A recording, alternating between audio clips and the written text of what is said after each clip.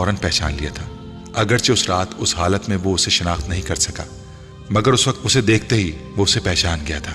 اپنی ممی سے یہ بات وہ پہلے ہی جان چکا تھا کہ وسیم کی بہن نے اسے فرسٹ ایڈ دی تھی، مگر اسے وہ فرسٹ ایڈ یاد نہیں تھی، بس وہ زناٹے دار تھپڑ یاد تھا جو اس رات اسے پڑا تھا۔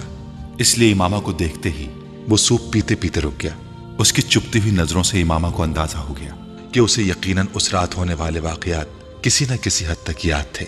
رسم علیک سلیک کے بعد اس کی ممی امامہ کا شکریہ ادا کرنے لگی، جبکہ سالار نے سوپ پیتے ہوئے گہری نظروں سے اسے دیکھا۔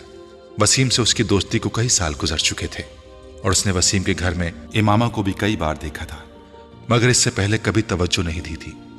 اس دن پہلی بار وہ اس پر قدرے تنقیدی انداز میں غور کر رہا تھا۔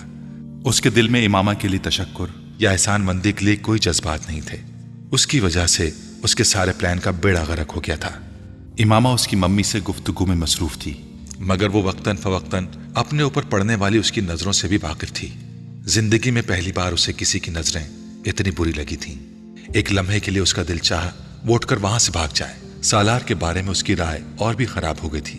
وہ اپنے اس تھپڑ کے لیے معذرت کے ارادے سے وہاں آئی تھی، مگر اس وقت اس کا دل چاہا اسے 2-4 اور تھپڑ لگا دے۔ تھوڑی دیر وہاں بیٹھنے کے بعد فوراً ہی واپس جانے کے لیے اٹھ کھڑی ہوئی، اور واپس جاتے ہوئے اس نے سالار کے ساتھ علیک سلیک کا تکلف بھی نہیں کیا تھا۔